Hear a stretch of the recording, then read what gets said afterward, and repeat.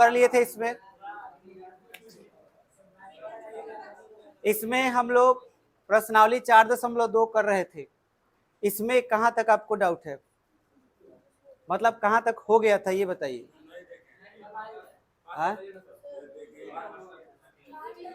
मैंने आप लोगों को यहां तक बता दिया था 4 तक। 5 नंबर देखना है, ठीक है, 5 और 6।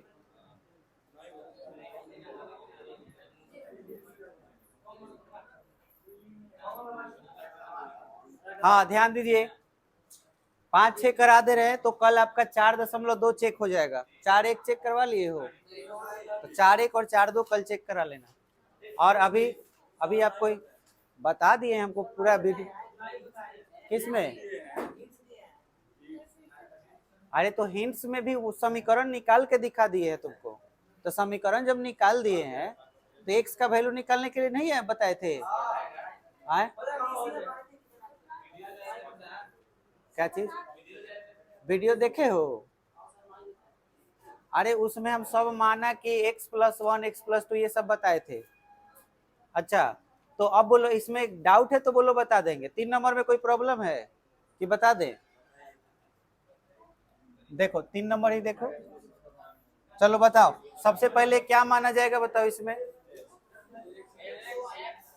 जैसे 2 संख्या है और जोड़ के कितना है 27 है ना, तो पहली संख्या को क्या मानोगे, माना पहली संख्या कितना हो जाएगा x, इसलिए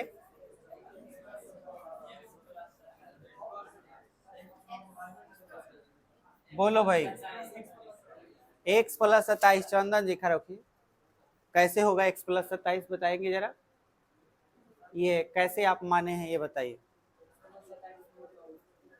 ये सवाल देखिए, एक बार सवाल भी देख लीजिए। दूसरी संख्या x+27 हो जाएगा, राइट। यहाँ पढ़िए ना क्या लिखा है। योग मतलब क्या होता है, जोड़ा, जोड़ा की जोड़, जोड़ा जोड़ अलग अलग, जोड़ क्या जोड़ मतलब किस चीज का जोड़ 27 है। अच्छा एक दम तनी फिर से पढ़िए तो यहाँ से 2 समीकरण ज्ञात कीजिए। 2 गो संख्या आपको बताना है जो जोड़ के क्या है, कोई भी बता देगा। 2 गो अपना मन से नंबर बोलो जो जिसमें जोड़ के 27 आ जाए, मन से कौनो 2 गो नंबर जोड़ के 27 आना चाहिए। है ये हुआ एकदम बिहारी वाला ठेठ दिमाग, 15 या 12। देख तो जोड़ के आ रहा है कि नहीं 27, हो गया आंसर, ये आंसर हो गया 12 या 15। फिर से बताओ और कोनो 2 गो नंबर बताओ जोड़ के कि 27 आएगा। 14 या 13 आंसर आया, इहो आंसर है, इहो आंसर है, लेकिन कैसे काहे कि जोड़ के 27 आ रहा है, आ रहा है कि नहीं 27। सुनो यहाँ तक, यहाँ समझो, यहाँ तक खाली देखो, ऐसी 2 संख्याएं ज्ञात कीजिए, ध्यान से सुनो, ऐसी 2 संख्याएं ज्ञात कीजिए जिनका योग कितना हो, अभी आगे मत पढ़ो, जोड़ के क्या हो 27। तब देखो जोड़ के 27 है तब 12 या 15 आंसर हो गया। 12 या 15 दूगो ऐसा नंबर है कि जोड़ के 27 होगा। इसके अलावा 14 13 भी आंसर होगा, क्यों, क्योंकि जोड़ के क्या होता है। इसके अलावा 1 और 26 भी आंसर होगा, 24 और 3 होगा ना। ठीक बा, हो गए है, सुनो होगा ना जी, आंसर होगा ना। अब सुनो, ब्रेक कहाँ लगाया है, सवाल में ब्रेक यहाँ लगा दिया, लेकिन गुना करके 182 आना चाहिए। तो है देखो 12 या 15 गुना करके देखो कितना आ रहा है, 180 आ रहा है, लेकिन आना कितना चाहिए 14 या 13 गुना करके देखो ये आ जाएगा। तो ओरिजिनल आंसर 14 13 होगा, एकदम 100% ही आंसर दिया होगा, 14 13 ही आंसर होगा। ये अपना बुद्धि से हम लोग बनाए हैं, कौनो द्विघात ये सब समीकरण कौनो नियम की जरूरत नहीं है, ये डायरेक्ट आंसर आ गया। मैथ में भले कोई भी वैज्ञानिक या कोई भी मैथमेटिशियन कोनो दिमाग लगा के कोनो नियम बना दे, लेकिन तुम्हारा जो अपना बुद्धि है उसको जब इस्तेमाल करोगे ना तो सबसे पहले आंसर तुम बताओगे। यहाँ पे हमको कुछ बनाने का जरूरत पड़ा, डायरेक्ट आंसर आ गया 13 14 का है कि जोड़ के 27 आ रहा है और गुना करके क्या रहा है, हाई आंसर नहीं होगा। काहे काहे कि गुना करके नहीं। हाँ क्वेश्चन अब सुनो तुम यहाँ x प्लस 27 सवाल बनाना ठीक है, लेकिन कॉन्सेप्ट सीखो। अगर तुम कहीं किसी जगह पर देख लिए हो कि x प्लस 27 से बनाया है तो मालूम होना चाहिए ना कि काहे ऐसा हुआ। लेकिन तुम ये सोचो, अपना दिमाग लगाओ कि जब दो गो संख्या जोड़ के 27 हो रहा है, जिसमें से एगो को तुम x माने हुए हो, 13 के जगह पर x माने हुए हो, तो 14 को क्या मानोगे? तो 14 आया कैसे? 27 में से 13 घटाओगे तबे ना 14 आएगा। तो इसको अगर x माने हो तो 14 को तुम 27 माइनस x न मानोगे कि x प्लस 14 मानोगे। अंदाज पर नहीं बोलना है, कॉन्सेप्ट लगाना है बाबू। यहाँ पर दूसरी संख्या कितनी होगी? 27 माइनस x, क्योंकि पहली संख्या अगर x हो गई तो 27 से उसको घटा लो, दूसरी संख्या हो जाएगी। अब प्रश्न क्या कहता है? प्रश्न से गुना करके कितना आना चाहिए? यस 182, माने x में गुना करोगे किस में? 27 माइनस x से, तो कितना आना चाहिए? 182। ये हुआ। अब इसको बनाओ एकदम 13 और 14 ही आएगा, कुछ और नहीं आ सकता। देखो बना के दिखाते हैं। गुना करोगे 27x माइनस एक्स स्क्वायर बराबर 182। अब माइनस एक्स स्क्वायर को पहले लिखेंगे, फिर किसको लिखेंगे? Plus 27x। अच्छा एक और चीज समझ लो, चिन्ह बदलना सीखो। अगर एक्स स्क्वायर माइनस में हो तो इसको क्या बना दो? प्लस में। ऐसा करने के लिए दोनों तरफ चिन्ह बदल देते हैं, जिसको हम कहते हैं माइनस कॉमन लेना। दोनों तरफ चिन्ह बदल दो, ये माइनस 27x हो जाएगा, ये प्लस एक्स स्क्वायर हो जाएगा, और ये कितना हो जाएगा? माइनस 182। अब एक्स स्क्वायर को पहले लिख लेंगे, फिर माइनस 27x लिख लेंगे, और ये माइनस इधर आएगा तो प्लस 182 बराबर 0 हो जाएगा। अब 182 का गुणनखंड तोड़ लेंगे, क्योंकि लास्ट में 182 है। इसको 2 से काटोगे कितना हो जाएगा? 1, और फिर 13 सते 91, 7 दूना 14, 14 और 13 में 1 का अंतर है, और बीच में आपको 1 का अंतर के अलावा जोड़ के भी तो 27 आता है, और बीच में 27 ना लाना है। तो हम यहाँ पर x square minus 13x minus 14x और प्लस 182 बराबर 0 लिख सकते हैं, क्योंकि जोड़ के 27 आ जाएगा। अब आप x कॉमन ले लीजिए तो x माइनस 13 और फिर माइनस 14 कॉमन ले लीजिए तो x माइनस 13 बराबर 0 हो जाएगा। उसके बाद x माइनस 13 आपका कॉमन हो गया और x माइनस 14 कॉमन हो गया बराबर 0। एगो x माइनस 13 बराबर 0 और एगो x माइनस 14 बराबर 0, इसलिए x बराबर 13 और x बराबर 14। कौनो एगो उठा लो। अच्छा है तो दोनों उठा लो, क्योंकि दोनों प्लस है, तो इसलिए पहली संख्या क्या होगी? पहली संख्या x माने हो, उसका वैल्यू कितना? 13। और दूसरी संख्या क्या है? 27 माइनस एक्स। अब 27 में से कितना घटा दो? 13, कितना हो जाएगा? 14। तो 13 14 या 14 13 दोनों में से कौन आंसर हो जाएगा, क्योंकि यहाँ x के वैल्यू दो गो है, 13 और 14। बोलो क्लियर हुआ? अच्छा अब देखो क्वेश्चन नंबर 4। क्वेश्चन नंबर 4 बनाने के लिए आपको कर्मागत वाला बात सिखाए थे। इसमें कह रहा है कि दो कर्मागत धनात्मक पूर्णांक ज्ञात कीजिए जिनके वर्गों का योग कितना है? 365। जिनके वर्गों का योग, योग मतलब जोड़, और धनात्मक पूर्णांक, पूर्णांक दो तरह के हम बोल सकते हैं, एक धनात्मक ऋण पूर्णांक, सॉरी ऋण पूर्णांक नहीं, धनात्मक विषम पूर्णांक और धनात्मक सम पूर्णांक। सम चाहे विषम में 2 का अंतर होता है, और खाली पूर्णांक में कितना का अंतर? 1 का। तो अगर हमको मानना हो कि माना पहला पूर्णांक क्या होगा, तो पहला पूर्णांक x, इसलिए दूसरा के बाद हम क्या लिख रहे हैं? क्रमागत। बोलो x प्लस 1 क्यों लिखोगे? कर्मागत है मतलब एक के बाद एक। अगर 64 है तो ओकरा बाद 65। समझ में आया? पूर्णांक तो कोई भी 2 गो हो सकता है। जिनके वर्गों का योग, प्रश्न से वर्गों का योग, सवाल में यही ना बोला है, जिनके वर्गों का योग, वर्ग मतलब स्क्वायर होता है।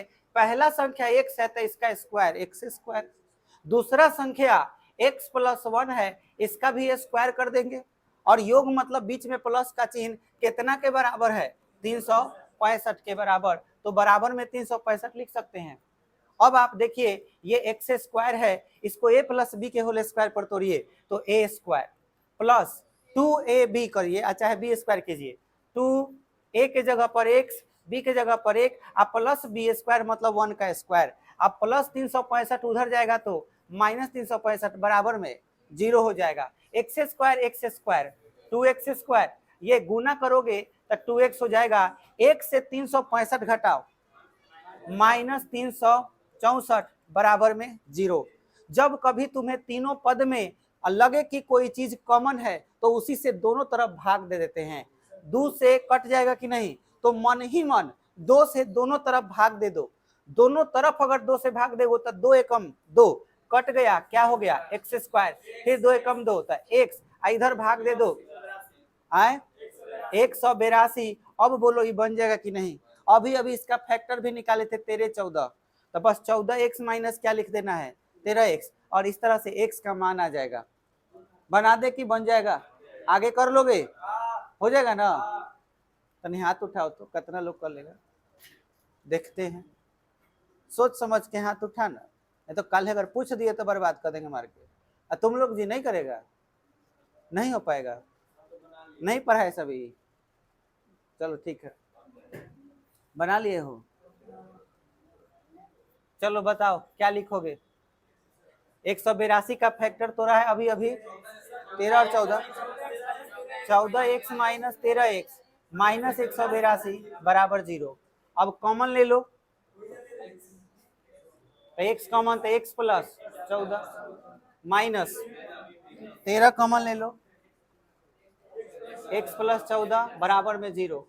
अब x प्लस 14 और x माइनस 13, यहाँ एक नया चीज सीखने को मिलेगा, x प्लस 14 बराबर 0, x माइनस 13 बराबर 0, x बराबर माइनस 14, एगो x बराबर 13। क्या नया चीज है समझो, आंसर में तुम्हें पूछ रहा है धनात्मक पूर्णांक, जबकि तुम्हारा पहला संख्या एगो ऋण में आ गया है, एगो धन में आ गया है, तो ये आंसर होगा क्या, नहीं, ये हमारे आंसर में नहीं है, तो हम यहाँ लिख सकते हैं यह संभव नहीं है। समझ में आया, और यहाँ लिख सकते हैं कि यह संभव है क्योंकि ये धनात्मक आया, इसलिए पहला पूर्णांक बोलो क्या होगा, x माने थे, x देखो x माने हैं तो x का मान कितना 13, दूसरा पूर्णांक x प्लस 1 है, देखो तो x प्लस 1, तो x के जगह पर कितना लिखोगे 13 प्लस 1 तो हो जाएगा 14। ये दो आंसर हो गया 13 और 14, सही बनाए हैं कि गलत, इहो चेक कर सकते हैं।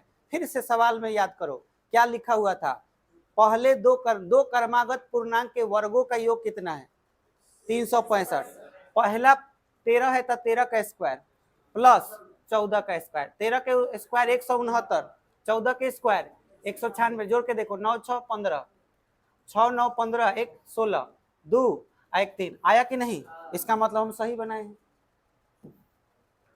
चलिए अब आगे बढ़ते हैं क्वेश्चन नंबर 5 में। 5 नंबर क्वेश्चन बहुत ही इंपॉर्टेंट है, एग्जाम में आता है ये। देखिए एक समकोण त्रिभुज की ऊंचाई उसके आधार से 7 cm कम है, यदि कर्ण 13 cm का हो तो अन्य दो भुजाएं ज्ञात करें। बात समकोण त्रिभुज की है।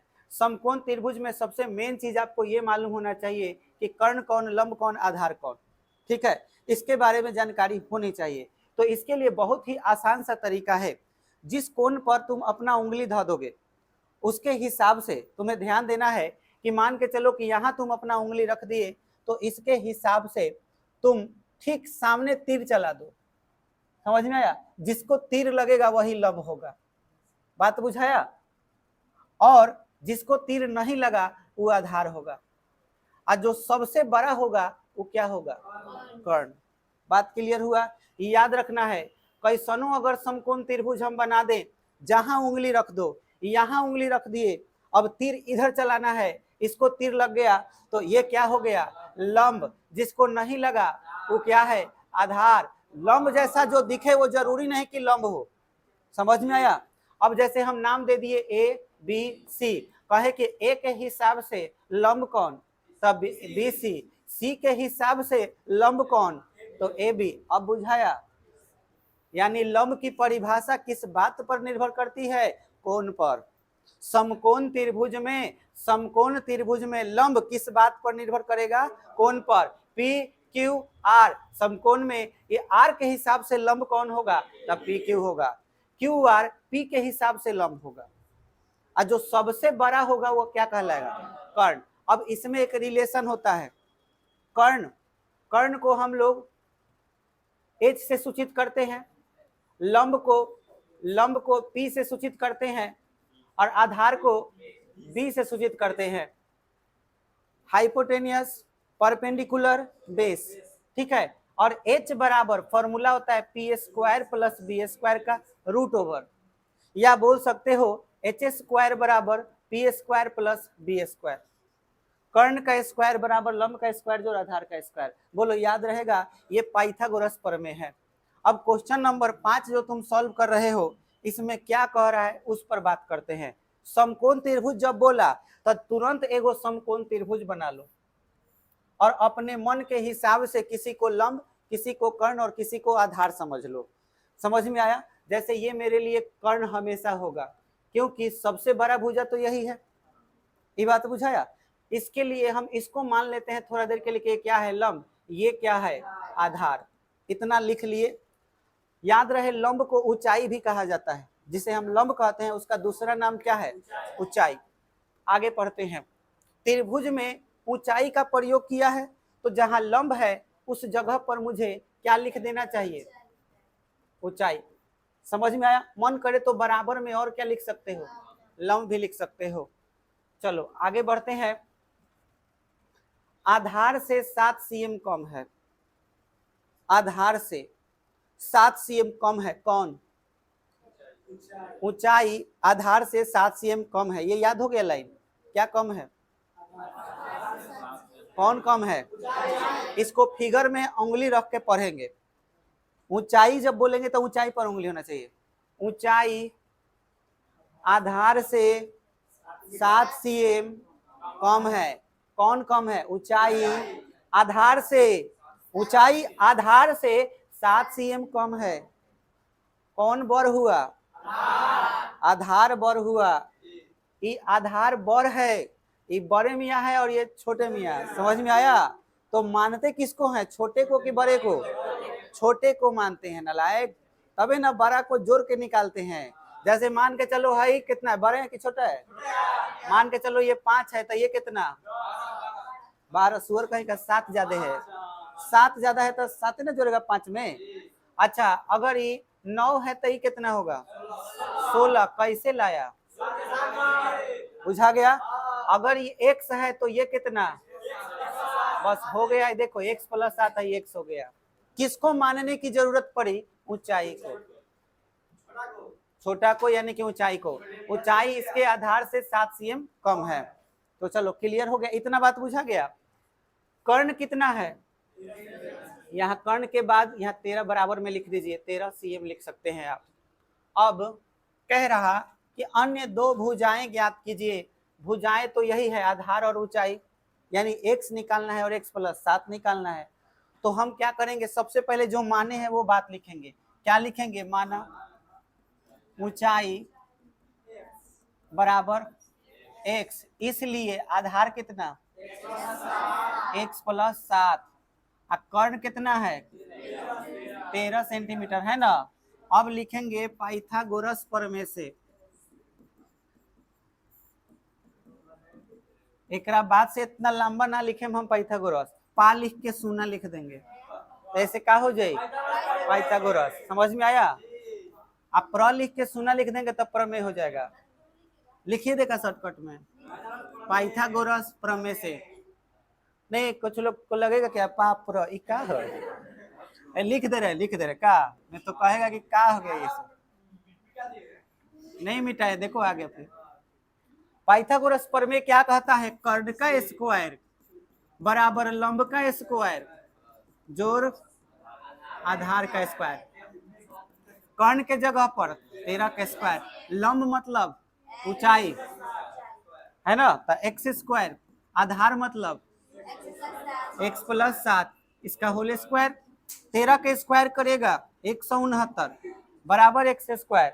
ये a प्लस बी के होल स्क्वायर पर है, तोड़ो ए स्क्वायर प्लस 2a बी के जगह पर 7 प्लस में बी स्क्वायर मतलब 7 का स्क्वायर। 169 बराबर एक्स स्क्वायर कितना? 2x स्क्वायर, 7 दूना 14x और 7 सते 49 हो जाएगा। या तो 169 को इधर लेके आ जाओ, यानी तो सबको उधर लेकर चले जाओ, तो इसी को इधर लेकर आ जा रहे हैं, तो बराबर में उधर क्या बच जाएगा? 0। अब सुनो, लिखने का तरीका सीखो, इसके बाद लाइन लिखने का तरीका। मेरा लिखने का क्या तरीका है? अगर कोई चीज 0 के बराबर हो जाती है तो सीधा करके लिख देते हैं। मान के चलो ये इधर आएगा तो ये बेचारा प्लस है, तो बाद में क्या हो जाएगा? माइनस। तो इसमें तो कोई परिवर्तन नहीं होगा, इधर क्या बच जाएगा? 0। तो हमको सीधा लिखना हो तो कैसे लिखना चाहिए? जो बराबर में 0 उधर है वही इधर लिख देंगे, चीज वही रहेगा। समझ में आया? तो बोलो क्या लिखेंगे? 2x square 14x plus 49। ज्यादा इंग्लिश मत झाड़ उसे देख। अच्छा वाह। और बराबर में 0। 2x स्क्वायर, हम भी इंग्लिश बोलेंगे, 14x घटा लो, उल्टा घटेगा तो माइनस, 9 से 9 गया 0। कुछ कट रहा है क्या? 2 से काट दो तो एक्स स्क्वायर माइनस 60। 60 का फैक्टर ऐसा तोड़ो कि 7 आ जाए। 12 पचे 60, 12 से 5 गया तो 7, तो x square plus 12x minus 5x minus 60 बराबर में 0। x कॉमन ले लो तो x प्लस 12 माइनस 5 कॉमन लो तो x प्लस 12 बराबर 0। तो x प्लस 12 और x माइनस 5 बराबर में 0। अब x प्लस 12 को 0 के बराबर और x माइनस 5 को 0 के बराबर, x बराबर माइनस 12 जो संभव का है लाल नहीं है, x बराबर 5 यह संभव है।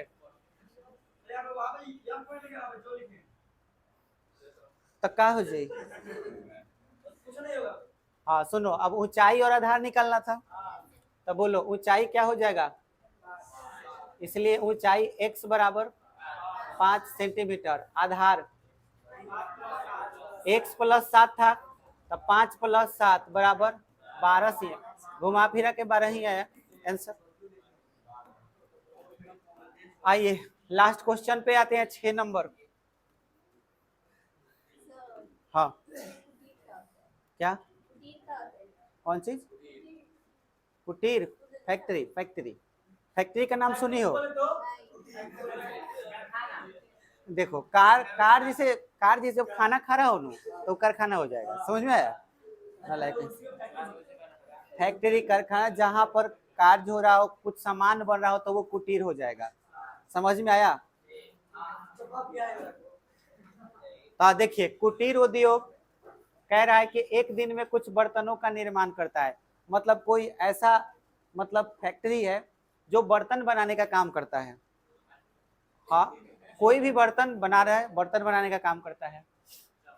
एक विशेष दिन यह देखा गया कि प्रत्येक नग यानी कि निर्माण बर्तन जो बन रहा है उसका बर्तन को ही हम नग बोल सकते हैं या संख्या बोल सकते हैं।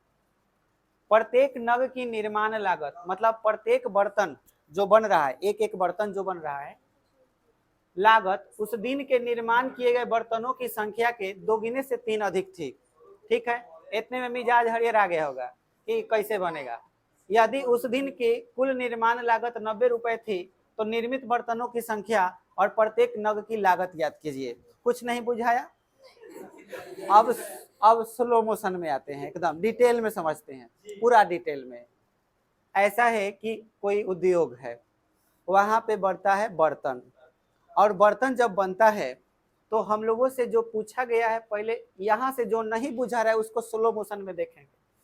कह रहा है कि एक विशेष दिन यह देखा गया कि प्रत्येक अब यहाँ पे तुर तुर के विग्रह करके चलेंगे। प्रत्येक मतलब एक, जब बोलेंगे प्रत्येक तो एक, तो यहाँ एक पढ़ेंगे, प्रत्येक पढ़ेंगे तो भुला जाएंगे। एक नग माने एक बर्तन, हाँ नग माने बर्तन, एगो बर्तन, निर्माण मतलब बनावे में, लागत माने खर्चा, एगो बर्तन बनावे में खर्चा, ओह दिन, उसके हिंदी, उसके भोजपुरी अनुवाद, ओह दिन बनल बर्तन के संख्या। अब ओह दिन कितना बर्तन बनल होई नहीं पता, अपना मन से मान लेते हैं 5 गो 10 गो बना होगा, 20 गो। मान लो कि ओह दिन कितना बर्तन बना था, 20 गो। सुन ना रे कुत्ता, 20 गो मान ले 20 गो। एक दिन बर्तन कई गो बना, 20 गो।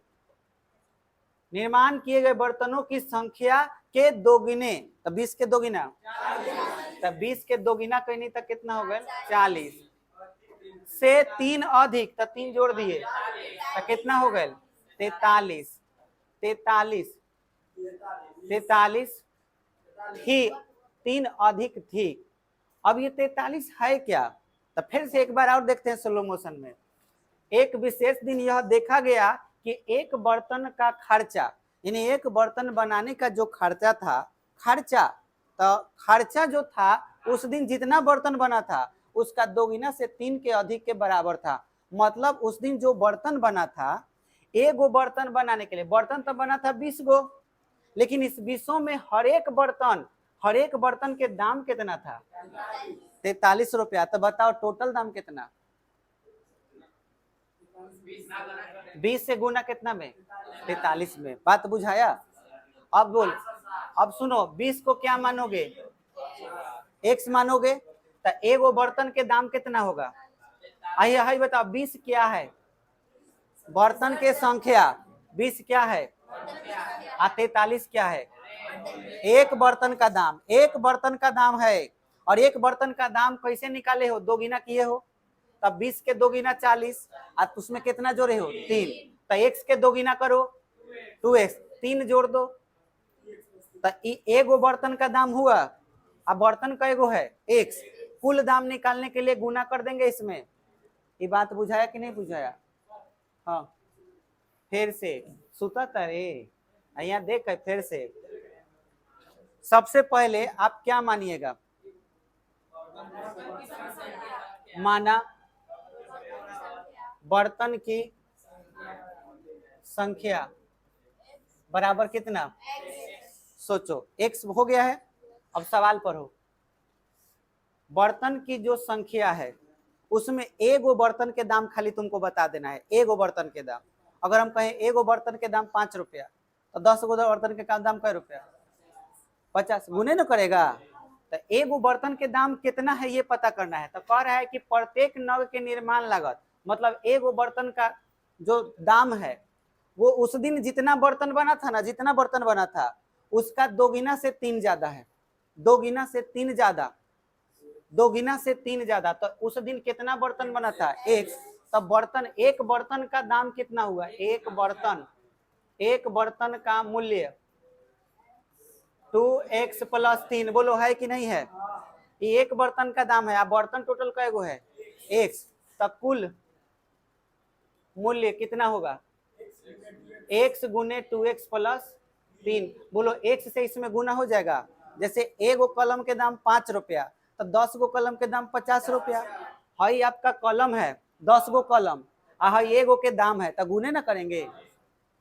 अब बताओ, सवाल में कह रहा है कि उस दिन खर्चा टोटल कितना हुआ, 90 रुपया। ये कह रहा है कि ना 90 रुपया खर्चा हुआ, और हम कह रहे हैं कि नहीं, टोटल खर्चा कितना है, x × 2x + 3। इसका मतलब हुआ ये वैल्यू किसके बराबर होगा, 90 के बराबर। तो हम प्रश्न से लिख सकते हैं कि x इंटू 2x प्लस 3 किसके बराबर है? 90 के बराबर। गुना कर दो, 2x स्क्वायर प्लस 3x और 90 इधर आएगा -90 बराबर 0। बुझाया?